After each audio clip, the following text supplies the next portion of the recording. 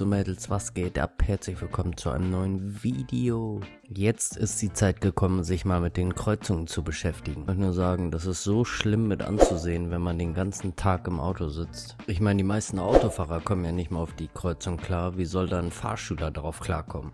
Ich werde mir in diesem Video das Abbiegen und das richtige Verhalten an Kreuzungen unter die Lupe nehmen. Dazu gehört natürlich das Geradeausfahren, was jetzt nicht so kompliziert ist. Das Rechtsabbiegen natürlich und natürlich zu guter Letzt quasi die Königsdisziplin, das Linksabbiegen. Nur bevor wir jetzt tiefer in die Materie einsteigen, müsst ihr erstmal verstehen, wie so eine Kreuzung von Grund auf funktioniert. Wenn ich also irgendwo eine grüne Ampel habe, müsst ihr verstehen, dass der Querverkehr, also die von links und rechts kommen, immer rot haben. Komplett unabhängig davon, ob ich Geradeausfahrer bin, links abbiege oder rechts abbiege. Also müsst ihr wirklich verstehen, dass von links und rechts absolut keine Fahrzeuge kommen können. Selbst die Fußgänger und Radfahrer, die von links und rechts über den Fußgängerüberweg kommen, haben eine rote Ampel. Also kann wirklich gar keiner von links und rechts kommen.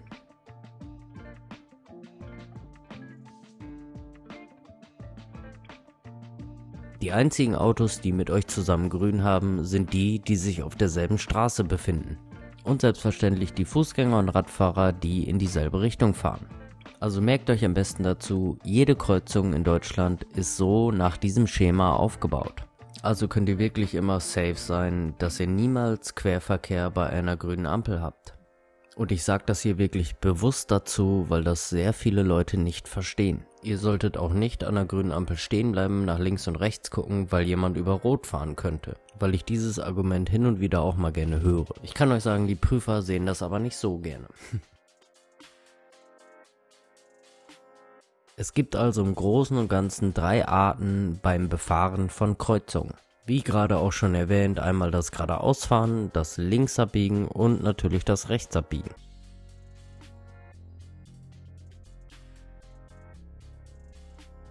Wir fangen hier mit dem einfachsten, das Geradeausfahren an. Hier haben wir eine grüne Ampel. Wie gerade schon gelernt, hat der Querverkehr selbstverständlich rot. So, und die einzigen Fahrzeuge, die jetzt mit euch zusammen abbiegen, sind diese hier. Die wollen auf jeden Fall nach links abbiegen in diese Straße hier hinein. Da wir aber geradeaus weiterfahren, sind die wartepflichtig. Bedeutet, wer geradeaus fahren will, hat immer Vorrang vor dem, der abbiegen möchte. Also kann man schon sagen, ist das Geradeausfahren an Kreuzungen relativ simpel. Merkt euch am besten, alle Kreuzungen sind diesbezüglich gleich. Ihr müsst auf niemanden achten, was die Vorfahrt betrifft. Also könnt ihr quasi so durchfahren. Ihr müsst also nicht auf andere Autos achten, auf keine Radfahrer und natürlich auch auf keine Fußgänger. Also muss man wirklich sagen, ist alles ganz easy.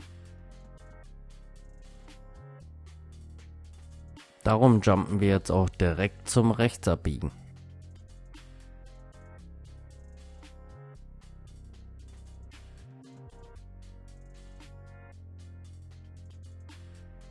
Hier befindet sich jetzt eine Kreuzung, an der wir rechts abbiegen müssen. So, und hier ist die Vorfahrt jetzt recht simpel, weil ihr als Rechtsabbieger biegt immer vor den entgegenkommenden Linksabbiegern ab.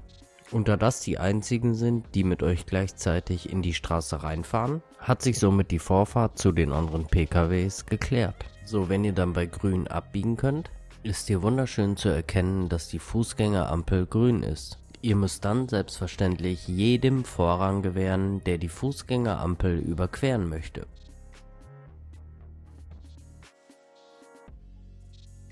Hier könnt ihr gleich relativ gut die kleine gelbe Hilfsampel erkennen, die euch zum einen warnen, aber auch helfen soll, schneller zu erkennen, dass sich dort eine grüne Fußgängerampel befindet. Man muss aber auch dazu sagen, wenn ihr auf eine Ampel zufahrt, solltet ihr auch direkt auf die grüne Ampel achten.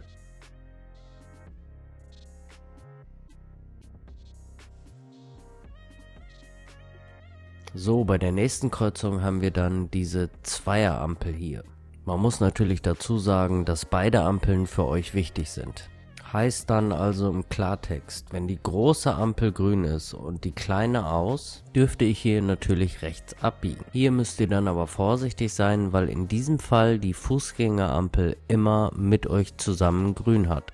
So, in dem anderen Beispiel haben wir dann den grünen Pfeil und zusätzlich die große Ampel, die dann auf Rot steht. Ist auch dann ganz easy, weil die Fußgängerampel dann immer rot ist. Also habt ihr keine Fußgänger oder Radfahrer zu befürchten. Wir hatten jetzt in dem Fall hier einen grünen Pfeil in der Ampel und hier sieht man das dann, glaube ich, ganz gut, dass die Fußgängerampel rot ist und diese gelbe Hilfsampel blinkt auch nicht wirklich. Also merkt euch am besten, wenn die große Ampel grün ist, dürft ihr abbiegen, müsst aber auf Fußgänger achten. Bei der Pfeilampel biegt ihr komplett alleine ab. So, als nächstes haben wir dann noch ein anderes Rechtsabbiegen. Wie man hier, glaube ich, ganz schön erkennen kann, könnt ihr hier an der Ampelkreuzung rechts abbiegen, habt aber dabei euren eigenen Fahrstreifen zum Rechtsabbiegen. Hier in unserem Fall haben wir jetzt hier diese 2-Phasen-Ampel. Denkt ein bisschen daran, die Ampel zeigt nur gelb und rot an, bedeutet also, wenn die aus ist, ist sie grün. Beachtet auch hier, dies ist eine reine Fußgängerampel, soll heißen, sie springt nur auf Rot, wenn da jemand steht und den Knopf drückt. Und hier müsst ihr jetzt aufpassen, weil direkt nach der Fußgängerampel kommt dann die Querstraße. Und dort müsst ihr dann Vorfahrt gewähren. Das Schild steht hier oben rechts auch irgendwo, nur aus der Kameraperspektive kann man das nicht erkennen leider. So, hier im Anschluss haben wir dann nochmal dasselbe Abbiegen, nur mit einem Fußgängerüberweg bzw. Zebrastreifen. Hier kann man das Vorfahrt-Gewähren-Schild jetzt auch wesentlich besser erkennen. Und hier müsst ihr dann natürlich wieder aufpassen, weil die von links kommenden Fahrzeuge Vorfahrt haben. Also quasi dasselbe wie gerade, nur in grün. Natürlich gibt es dann auch noch das Abbiegen bei einem Grünpfeilschild. Nur, das habe ich jetzt mal bewusst weggelassen, weil ich das Video auch nicht zu lang gestalten wollte. Wenn irgendjemand Fragen dazu haben sollte, könnt ihr es ja gerne in die Kommentare schreiben. So, und dann zu guter Letzt kommen wir dann wirklich zum schwersten Abbiegen, nämlich zum Linksabbiegen. Obwohl man schon sagen muss, wenn man das einmal geschnallt hat, dann ist das absolut nicht schwer. Das allererste und das Wichtigste beim Linksabbiegen ist, dass es im Grunde genommen 2 unterschiedliche Arten vom Linksabbiegen gibt. Aber wie schon so häufig in meinen Videos erklärt, müsst ihr da unbedingt beim Linksabbiegen darauf achten, ob ihr so eine Pfeilampel habt. Es kann aber auch gut sein, dass ihr so eine normale Ampel habt ohne Pfeil. Bei einer Ampel mit Pfeil habt ihr ganz sicher keinen Gegenverkehr, keine Fußgänger und Radfahrer, die mit euch zusammen grün haben, also biegt ihr komplett alleine ab. Für den Fall, dass ihr eine Ampel ohne Pfeil habt, ist dann in jedem Fall mit Gegenverkehr zu rechnen. Ihr müsst dann in der Kreuzungsmitte anhalten und ich muss beim Abbiegen Fußgänger und Radfahrer beachten. Ich habe mir hier mal jetzt ein Beispiel rausgesucht mit einer Ampelkreuzung, wo wir einen Pfeil in der Ampel haben. Nur hier dürft ihr euch dann nicht verwirren lassen, falls dort doch welche von vorne kommen, die abbiegen wollen. Denkt bitte daran, die 2 Spuren kreuzen sich nie, also eure Spur und die Spur von dem entgegenkommenden Abbieger. Also biegt man selbstverständlich immer voreinander ab und ihr könnt natürlich immer zusammen abbiegen, ohne Probleme. Ihr habt quasi nichts miteinander zu tun, kann man sagen, also lasst euch dadurch nicht verwirren. Jetzt ist dann nur noch die Frage, wie ist die Vorfahrt beim Linksabbiegen, wenn ich keinen Pfeil in der Ampel habe? Also wenn der Gegenverkehr mit mir zusammen grün hat. Hier kann man wunderschön sehen, ihr habt keinen Pfeil in der Ampel. Also müsst ihr auf den entgegenkommenden Fahrstreifen hier achten. Und genauso links der Fußgängerüberweg, die mit euch zusammen grün haben. Zunächst fahrt ihr bis in die Kreuzungsmitte und haltet dort an. Für euch sind jetzt nur die wichtig, die hier auf dem linken Fahrstreifen von vorne kommen. Mit den Fahrzeugen rechts habt ihr gar nichts mit zu tun. Die bleiben hier in der Mitte vor euch irgendwo stehen und biegen dann vor euch links ab. Und wie man hier dann wunderschön erkennen kann, lasst ihr erstmal alle Autos, die geradeaus durchfahren und die rechts abbiegen, vor. Ihr könnt dann am Ende links abbiegen, wenn kein Auto mehr da ist oder kein Auto mehr von vorne kommt, oder sobald ihr sehen könnt, dass der Gegenverkehr anhält, weil seine Ampel auf Rot gesprungen ist. Falls dann kein Auto mehr von vorne kommt und ihr links abbiegen könnt, müsst ihr unbedingt, bevor ihr abbiegt, einen Schulterblick machen. Würde ich den Schulterblick erst hier machen, wäre das in dem Fall viel zu spät, wenn da irgendwelche Fußgänger oder Radfahrer kommen, die darüber möchten. Weil erstens dürftet ihr da gar nicht anhalten und zweitens, die meisten Schüler sehen das dann auch zu spät und sind dann gar nicht mehr in der Lage anzuhalten. Dann haben wir hier noch ein Beispiel vom Linksabbiegen ohne Pfeil, wie man sehen kann. Also könnt ihr hier getrost davon ausgehen, dass man Gegenverkehr hat, plus die Radfahrer und Fußgänger auch grün haben. Nur wie man hier sehen kann, habt ihr wieder hier so eine kleine Hilfsampel mit einem grünen Pfeil. Dieser Pfeil sagt euch dann, dass der Gegenverkehr in dem Fall rot hat, und der grüne Pfeil sagt euch auch noch, dass die Fußgängerampel auch rot ist. Also weiß ich, dass ich hier wieder getrost alleine abbiegen kann. Aber Vorsicht, Schulterblick und Beobachtung müsst ihr immer machen. So, und jetzt kommen wir zu dem Punkt, wo ich glaube, dass die meisten Leute beim Abbiegen ihre Probleme haben. Nämlich, wie fährt man korrekt in die Kreuzungsmitte? So, wichtig ist als Linksabbieger, wenn ich in die Kreuzung reinfahre, muss ich mir unbedingt diese Linie hier nehmen, die die Geradeausfahrer von den Abbiegern trennt. Diese Linie ist bei jeder Kreuzung zur Orientierung äußerst wichtig. Hier in dieser Kreuzung ist es relativ schön und leicht gemacht, weil ihr von dieser Linie ausgehend, die so wichtig ist, eine Leitlinie habt, die weitergeht. Also könnt ihr euch in diesem Fall perfekt an dieser Leitlinie orientieren. Also achtet darauf, wenn ihr in die Kreuzung reinfahrt, dass ihr genau an diese Linie ranfahrt. Aber achtet hier wiederum auch drauf, dass ihr sie nicht überfahrt, weil sonst steht ihr im Gegenverkehr bei den entgegenkommenden Geradeausfahrern im Fahrstreifen. Als nächstes, was ihr noch beachten müsst, wenn ihr in die Kreuzung reinfahrt, die Linie haben wir ja gerade kennengelernt. So, und dann schnappt ihr hier euch einfach die Mitte. Also in diesem Fall die Verkehrsinsel. Und schwuppdiwupps könnt ihr euch ein bisschen daran orientieren, wie weit ihr dann reinfahren könnt. Aber merkt euch zum Reinfahren in die Kreuzung, dass man natürlich nicht zu weit reinfahren darf, dass man noch in der Lage sein sollte, abbiegen zu können. Ich muss aber auch weit genug in die Kreuzung reinfahren, so dass andere Fahrzeuge bzw. mindestens ein Fahrzeug hinter mir auch einfahren kann. Hier ist das ein bisschen schwieriger, weil ihr keine Leitlinie in der Kreuzung habt. Heißt hier aber wieder, ihr müsst euch die Linie da hinten nehmen, die so mega wichtig ist. Und dann müsst ihr euch die Linie wirklich weiterdenken.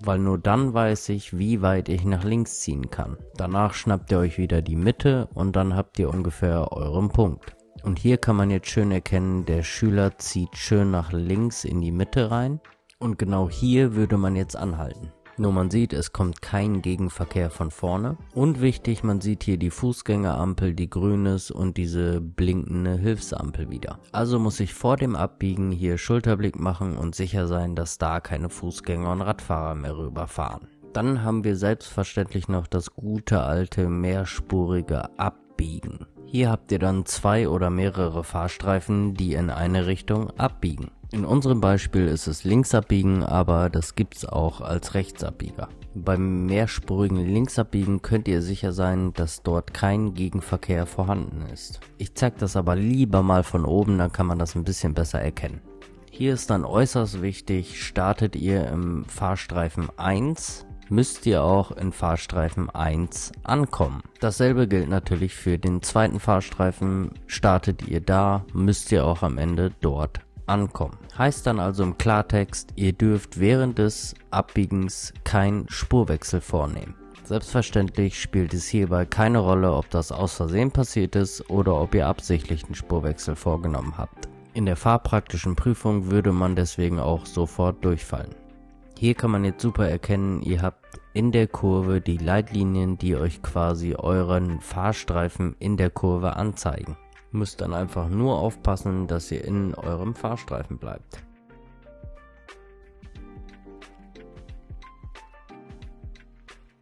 Ich habe euch hier mal eine Kreuzung rausgesucht, wo ihr keine Leitlinien in der Kurve habt, was dann das ganze Abbiegen auch wesentlich erschwert.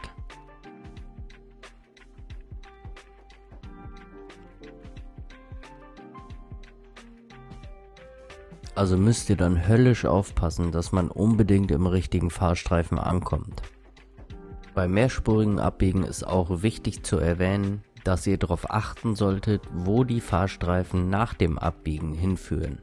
Hier in unserem Fall geht der linke Fahrstreifen geradeaus weiter und der rechte Fahrstreifen geht nach rechts. Also wenn ihr an der nächsten Kreuzung geradeaus wollt, nehmt ihr natürlich am besten Fahrstreifen 1. Falls ihr an der nächsten Kreuzung nach rechts abbiegen müsst, entscheidet ihr euch für Fahrstreifen 2. In der Prüfungsfahrt wird der Prüfer euch immer vorher ansagen, wo er danach hin möchte.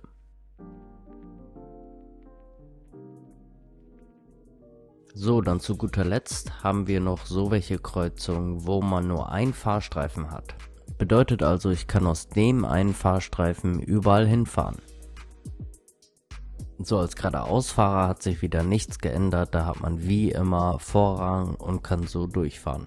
Als Rechtsabbieger habe ich vor den anderen PKWs auch wie immer Vorrang, aber beachtet hier natürlich wieder die grüne Fußgängerampel wegen Fußgängern und Radfahrern. Der Gegenverkehr hat in der Regel zur gleichen Zeit mit euch grün. Und selbstverständlich kann der Gegenverkehr auch in alle Richtungen fahren. Wenn ich dann hier Linksabbieger bin, hat sich aber an der Vorfahrt nichts geändert. Ich bleibe zunächst in der Kreuzungsmitte stehen und lasse dann alle Geradeausfahrer und Rechtsabbieger durch.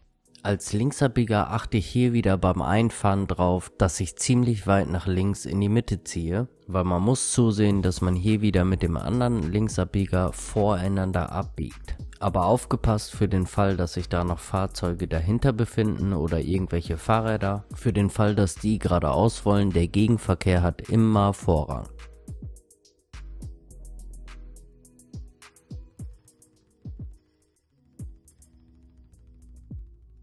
Wenn ich dann abgebogen bin und zwei Fahrstreifen zur Auswahl habe, darf ich mir immer frei den Fahrstreifen wählen. In diesem Fall wäre der rechte Fahrstreifen ein bisschen klüger, weil an der nächsten Kreuzung der Fahrstreifen geradeaus geht. Ausgenommen hiervon ist natürlich das mehrspurige Abbiegen.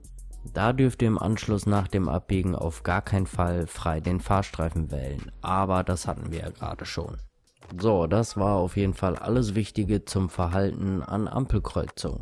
Ich habe jetzt zum Schluss noch ein paar sonstige Infos für euch, beziehungsweise wichtige Sachen, die ihr euch merken solltet. Wenn ich grün habe, hat der Querverkehr immer rot, auch auf Radfahrer und Fußgänger bezogen. Das Vorfahrtsprinzip ist an jeder Kreuzung gleich. Als Linksabbieger fahre ich immer als letztes. Beim Abbiegen muss immer beobachtet werden, in Klammern Schulterblick, ganz unabhängig davon, ob die Fußgänger rot oder grün haben.